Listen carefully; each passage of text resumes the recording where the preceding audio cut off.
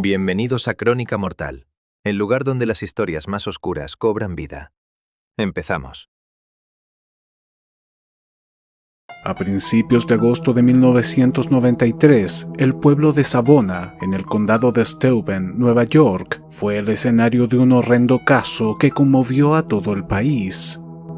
Un adolescente identificado como Eric Smith fue acusado de asesinar brutalmente a un niño de solo 4 años de edad.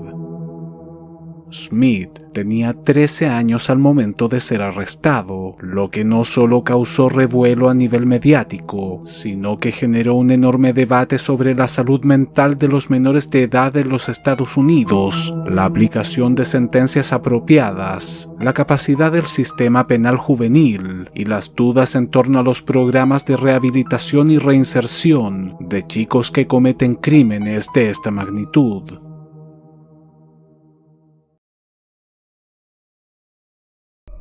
Cerca del mediodía del lunes 2 de agosto de 1993, la desaparición de un menor de 4 años llamado Derrick Roby alertó a todo el poblado de Savona, una tranquila y pequeña comunidad neoyorquina de poco más de 1000 habitantes.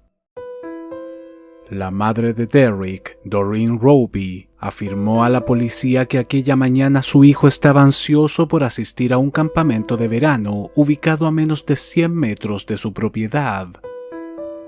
La mujer jamás lo dejaba ir solo a ninguna parte, pero como el menor insistió tanto y ni siquiera debía cruzar la calzada, finalmente accedió.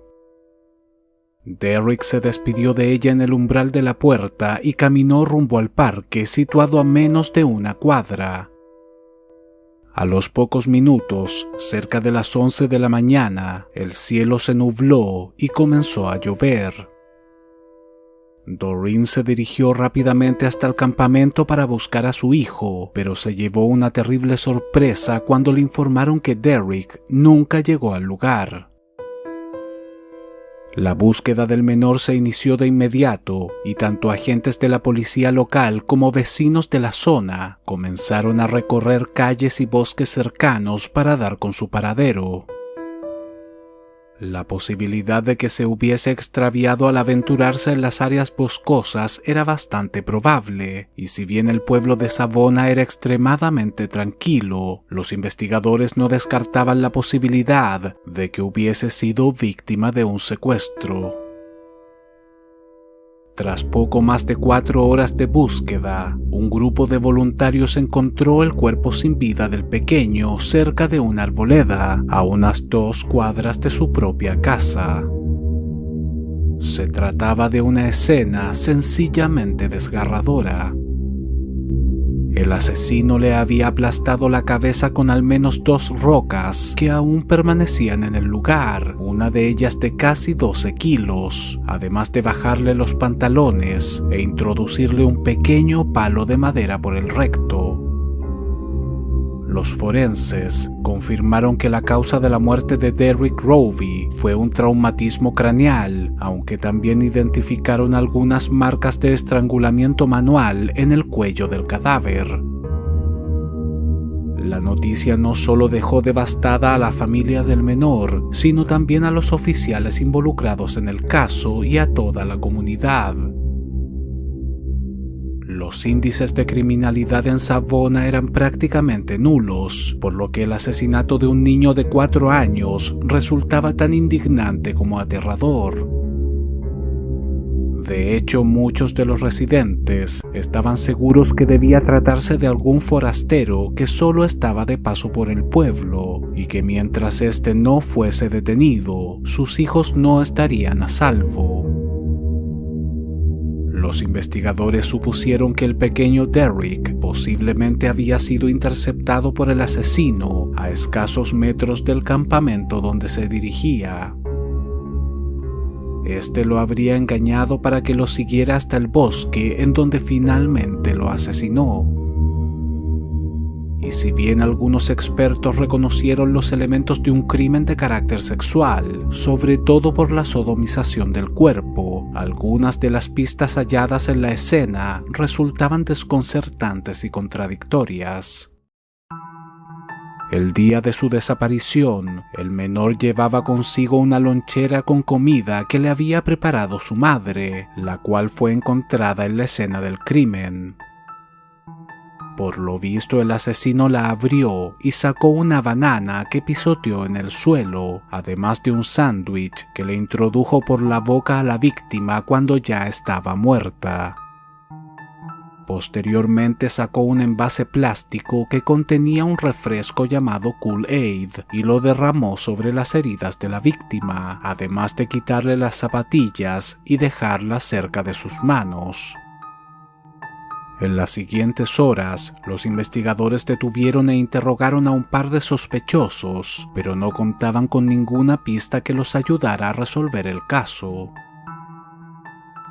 En aquel momento toda la comunidad intentó colaborar con las autoridades para identificar y detener al asesino, y algunos vecinos de la zona apuntaron a diversos sospechosos, aunque solo un chico de 13 años afirmaba haber visto a Derrick Roby pocos minutos antes de su desaparición. Su nombre era Eric Smith, quien voluntariamente se presentó en el departamento de policía 3 días después del crimen para ofrecer su ayuda. Según Eric, la mañana del lunes 2 de agosto, vio al pequeño Derrick al otro lado de la calle, caminando por el sendero que conducía al campamento de verano. Aseguró que el chico llevaba puesta una camiseta blanca con el personaje de los Looney Tunes, conocido como el demonio de Tasmania, además de una lonchera en una de sus manos. El punto señalado por Eric estaba cerca del sitio donde fue encontrado el cadáver, y la descripción de la víctima coincidía plenamente, por lo que los investigadores prestaron atención a su testimonio. Sin embargo, cuando le hicieron preguntas un poco más complejas, Smith comenzó a irritarse. En cierto momento se puso a temblar y subió los puños a la altura de su cabeza, mientras preguntaba si estaban insinuando que él lo había matado. El padrastro de Eric, Ted Smith, quien lo había acompañado hasta la comisaría, le ofreció un vaso de refresco Kool-Aid para que se tranquilizara, pero el chico lo arrojó violentamente al piso. Para los agentes que estaban entrevistando a Eric, aquello no pasó desapercibido, pues el cuerpo de Derrick Roby había sido bañado con el mismo refresco. El extraño comportamiento del menor despertó inmediatamente las alarmas entre los agentes, quienes estaban seguros que estaba ocultando algo. El oficial John Hibbs, uno de los encargados del caso, aseguró en una entrevista cedida años más tarde que en un comienzo los investigadores creían que Eric había visto algo aquella mañana, pero que posiblemente estaba tan traumatizado que no era capaz de recordarlo. Incluso se planteó la hipótesis de que había sido testigo del asesinato y que el responsable lo había amedrentado para que no hablara. Y si bien parecía ponerse nervioso a ratos, la mayor parte del tiempo disfrutaba del protagonismo que estaba obteniendo. Aún así, los oficiales asumieron que simplemente se debía a que el chico estaba entusiasmado por colaborar en una investigación policial. Al día siguiente, el viernes 6 de agosto, Eric, acompañado por un par de detectives y un camarógrafo, se montó en su bicicleta y señaló el lugar donde afirmaba haber visto a Derrick Roby pocas horas antes de ser asesinado. Sin embargo, su testimonio no coincidía del todo con la declaración inicial. Smith no solo describió la apariencia de la víctima, sino también habló de una pequeña lonchera que el niño llevaba en la mano y que efectivamente fue hallada en la escena del crimen. El problema era que la distancia a la cual aseguraba haber visto a Derrick era tal que resultaba imposible que hubiese notado los detalles de la lonchera. Para los investigadores resultaba evidente que Eric estaba mintiendo y que estuvo mucho más cerca de la víctima aquella mañana, pero pensaron que quizá no quería reconocerlo por miedo a que lo inculparan del crimen. El sábado 7 de agosto se realizaron los funerales de Derrick Roby ante la impotencia de una comunidad que exigía enérgicamente a las autoridades la resolución del caso y la detención del asesino. Parte de la ceremonia fue transmitida por televisión, conmocionando a todo el país.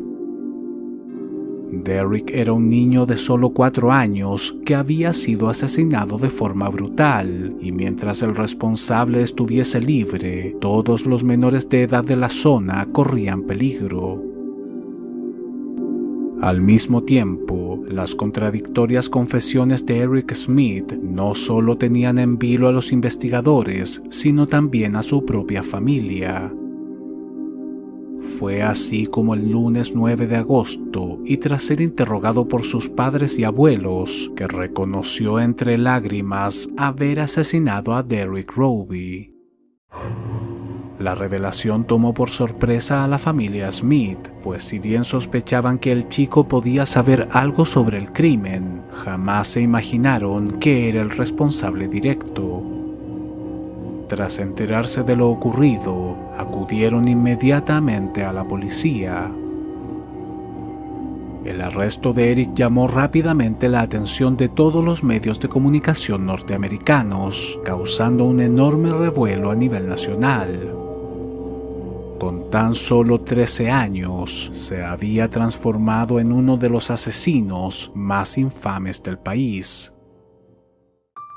Eric Matthew Smith nació el 22 de enero de 1980 en el condado de Steuben, Nueva York, y fue criado en el seno de una familia de clase media compuesta por su madre biológica, Tammy Smith, su padrastro, Ted Smith, y 2 hermanas. Desde muy pequeño, Eric demostró tener una personalidad difícil. Era extremadamente inquieto, impulsivo y sufría de incontrolables rabietas. Sin embargo, sus verdaderos problemas comenzaron cuando ingresó a la escuela.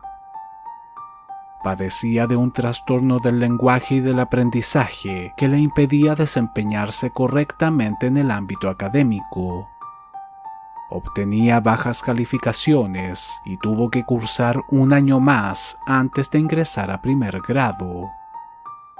En cuarto de primaria sería reprobado por no hacer sus deberes durante un periodo de 7 meses y no demostraba ningún interés en mejorar. De hecho, Eric odiaba ir a la escuela. Era constantemente acosado por sus compañeros de clase, quienes se burlaban de él por ser pelirrojo, de baja estatura, usar lentes, tener pecas, por su manera de hablar y la extraña forma de sus orejas. Todo aquello no solo comenzó a frustrarlo, sino que despertó en él una enorme sed de venganza. Aún así, Eric era propenso a sufrir ataques de ira sin un motivo específico, episodios en los cuales gritaba, rompía sus juguetes y se daba cabezazos contra el suelo hasta que su padrastro lo castigaba o sencillamente le daba una paliza. Sería a la edad de 9 años que en uno de estos arrebatos estranguló y mató al gato de un vecino. La conducta de Eric había llamado la atención de toda la familia, pues claramente parecía tener problemas para manejar sus emociones. Era un chico inadaptado que no tenía ningún amigo y al entrar en la adolescencia comenzó a comportarse como un matón, aunque sus objetivos eran otros niños mucho más pequeños. Justamente la mañana del lunes 2 de agosto de 1993, Eric había sido expulsado del campamento de verano por su mal comportamiento. El chico estaba sumamente enfadado y mientras se dirigía de vuelta a casa en su bicicleta, vio al pequeño Derrick Roby caminando por la calle. Se acercó a él y lo engañó para que lo acompañara a un área boscosa, en donde lo estranguló hasta dejarlo agonizante, para luego lanzarle en repetidas ocasiones una roca de 12 kilos en la cabeza. En un principio, Eric fue incapaz de explicar por qué asesinó a la víctima y por qué se ensañó tanto con ella. Poco después, aseguró que en aquel momento sintió un impulso irrefrenable de hacerle daño a alguien y que simplemente no pudo controlarse. Además de contar con la confesión del menor, los investigadores encontraron pequeñas gotas de sangre en el baño de la familia Smith, la cual correspondía a la de Derrick Roby. Eric Smith sería sometido a diversos exámenes psicológicos y psiquiátricos, y si bien los especialistas descubrieron que además de sus problemas del habla y del aprendizaje, tenía un CI relativamente bajo, aquello no representaba un impedimento para enfrentar un proceso judicial, pues era plenamente consciente de sus acciones. El juicio comenzó el 2 de agosto de 1994 en medio de una gran expectación mediática. El psiquiatra de la defensa, el Dr. Stephen Herman, afirmó que el menor padecía de un trastorno explosivo intermitente, condición mental que provoca un comportamiento violento, desproporcionado, impredecible e incontrolable. Se pudo probar que la madre de Eric consumió una droga llamada tridione durante el embarazo, medicina que si bien está destinada a controlar los ataques de epilepsia, puede provocar daños irreparables en el feto. Según Stephen Herman, el trastorno explosivo intermitente y la curiosa deformación de sus orejas reflejaban en realidad una enfermedad mental producida por los efectos del tridione cuando se encontraba en gestación, lo que sumado al constante acoso por parte de sus compañeros de escuela, convirtieron a Eric Smith en un joven violento incapaz de contenerse. A su vez, el padrastro del menor, Ted Smith, explicó al tribunal que en cierta ocasión vio a Eric extremadamente alterado y le preguntó qué le ocurría. El chico temblaba y le pidió ayuda porque se sentía enfadado por algo que no podía explicar. El hombre le dijo que cuando era joven y estaba molesto, solía golpear un saco de boxeo hasta quedar exhausto y que aquello lo tranquilizaba.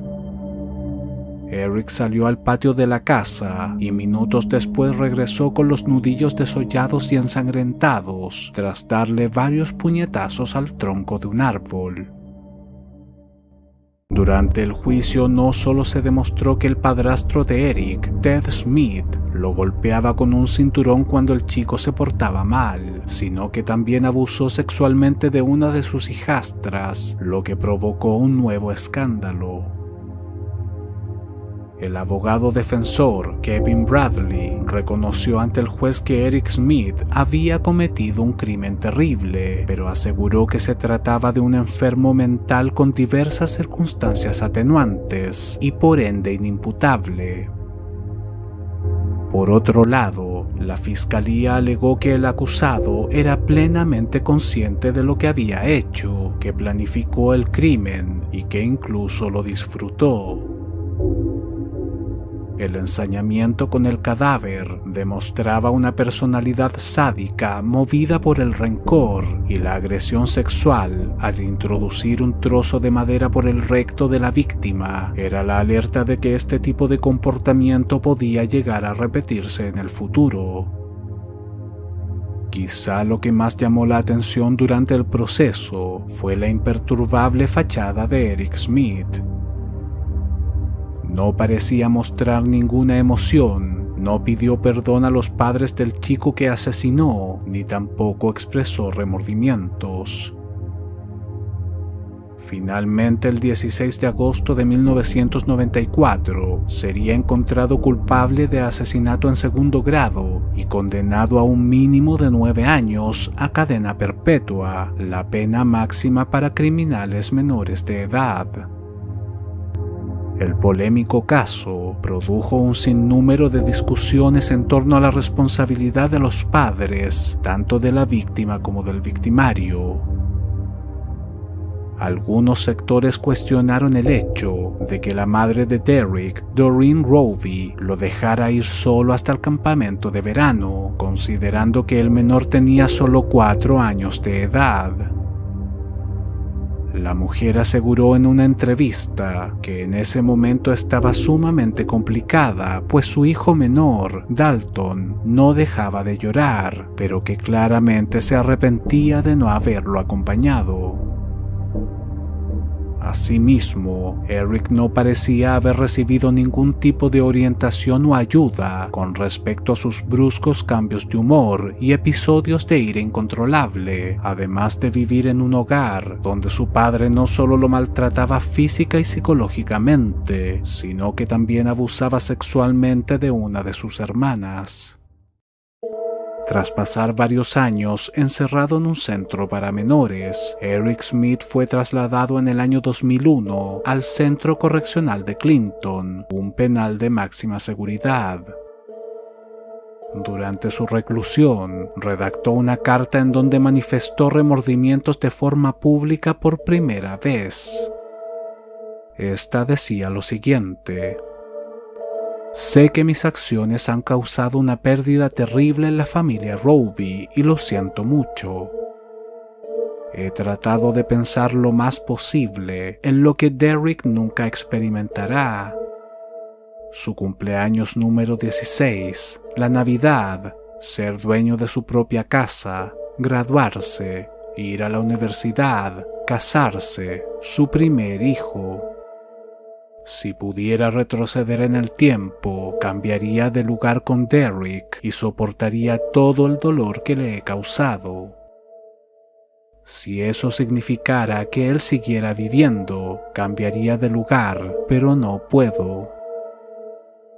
Eric Smith solicitó la libertad condicional 10 veces desde el año 2002 hasta principios del 2020, pero todas sus peticiones fueron rechazadas, a pesar que demostró un buen comportamiento en prisión y manifestó en varias ocasiones que estaba arrepentido.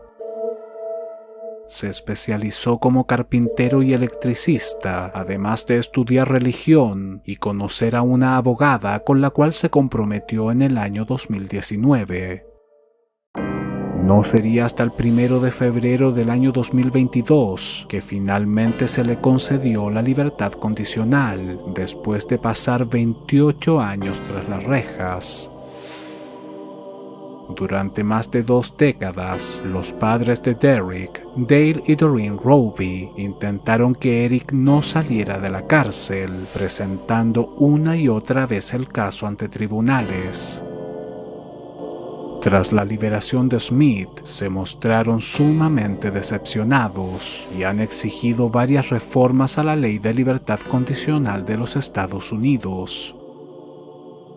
El 14 de mayo del año 2022, la comunidad de Savona inauguró el Derek Roby Memorial Field, un campo donde se erige una estatua conmemorativa. Derek era un fanático del béisbol y de hecho fue enterrado con su uniforme tras ser asesinado en agosto de 1993. Quitarle la vida a una persona constituye un crimen grave debido a lo irreversible del daño provocado, el sufrimiento de los familiares de la víctima y el impacto a nivel social. El asesinato es considerado un acto inaceptable en gran parte de las culturas, y los responsables pueden recibir varios años de presidio como castigo o incluso ser condenados a la pena de muerte en ciertos países. Debido a todas sus implicaciones, perdonar a un asesino convicto resulta algo sumamente complejo y no solo involucra a los familiares de las víctimas y las entidades de cada país, sino también a la sociedad, lo que a su vez dependerá de varios factores como los valores culturales, las creencias personales y las circunstancias del crimen. Pero quizá uno de los escenarios más complejos es cuando el asesino es un menor de edad, ya que involucra una serie de problemáticas como la responsabilidad legal y penal, los factores de desarrollo del menor, su tratamiento y rehabilitación, entre muchas otras consideraciones. Suscríbete para más vídeos.